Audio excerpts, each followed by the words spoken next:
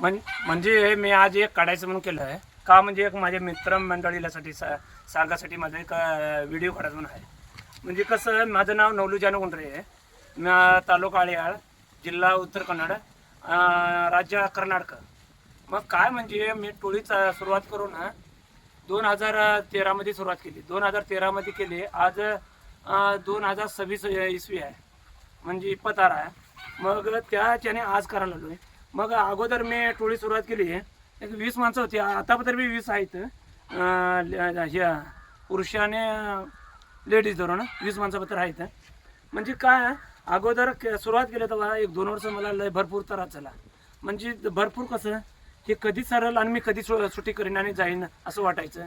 मग त्याच्यामध्ये नुकसान बी आली, एक वरीच मला नुकसान बी आले, असं तसं झालं. कारण मी का धैर्य सोडला नाही.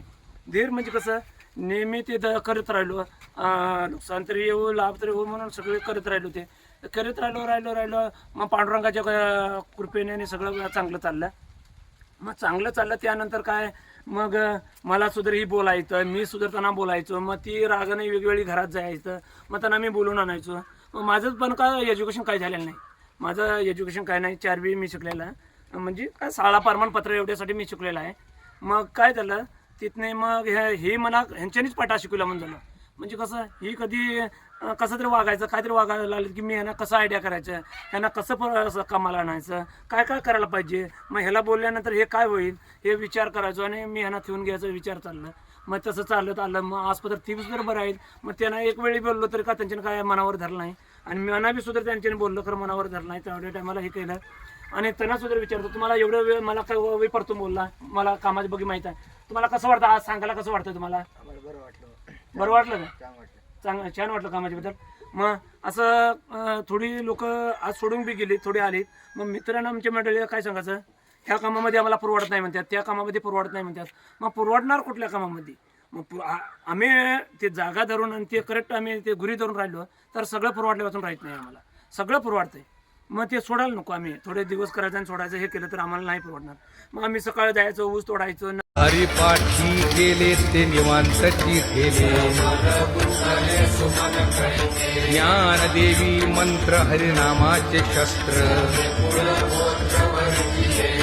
पडायचं. नंतर संध्याकाळी गाडी भरायचं. सकाळ त्यांचा नाश्ता आणला तर काहीतरी चहा पाणी आणलेलं पियायचं, असं करायचं. गाडी भरायचं. गाडी हरिपाठी गेले ते निवांतची गेले,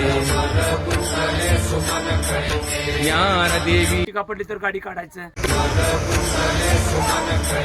ज्ञानदेवी मंत्र हरिनामाचे शस्त्र हरिमुखे म्हण. असं भरपूर आमच्याकडं हे व्हायचं. मग एकामेकावर भांडायचं.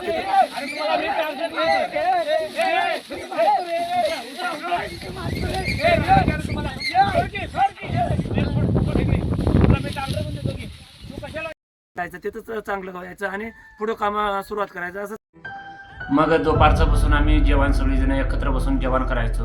मग जेवण झालं तर नंतर आणि कामात सुरुवात व्हायचं. चालायचं. मग आजपर्यंत धंदा केला का आम्हाला कधी काय नुकसान नाही पडले. 800, 900, 1000 रुपये पत्र पगार पडला आपल्याला. आणि त्या पगार पडला आणि चांगलं बी झालं आपल्याला. आणि थोडी लोक अशी बोलणार आहेत, तसे बोलणार आहेत. आज मिस्त्री सुद्धा कामं केलं आणि त्यांच्याने थोड्या दिवसात सोडून आणि कुणाकुणा बी हातात राबायला गेलं. सगळीच जण असं लोक घेऊन ओनर होऊन राबा म्हणत मी काय नाही. कारण थोड्या जणांच्या नंतर विचार करून स्वतः एक आपल्याकडे 10-5 लोकांचं आपल्या हातात ठेवून जीवन केलं तर त्यांचं एक बरं होईल म्हणून त्याला माझा एक उद्देश. मी आज 12-13 वर्षाला मुकादम करतो. मुकादम म्हणून मी करायला आलोय.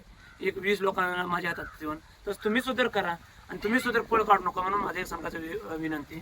म्हणजे वर्षाला कमीच म्हणजे एक 1500-1600 टन आम्ही मारतो. एक वर्षाला नव्हे, एक सीजनला 3 महिन्याने 3.5-4 महिने आम्ही काम करतो. त्यानंतर आपला थोडा ऊस आहे, त्या ऊसामध्ये करायचं.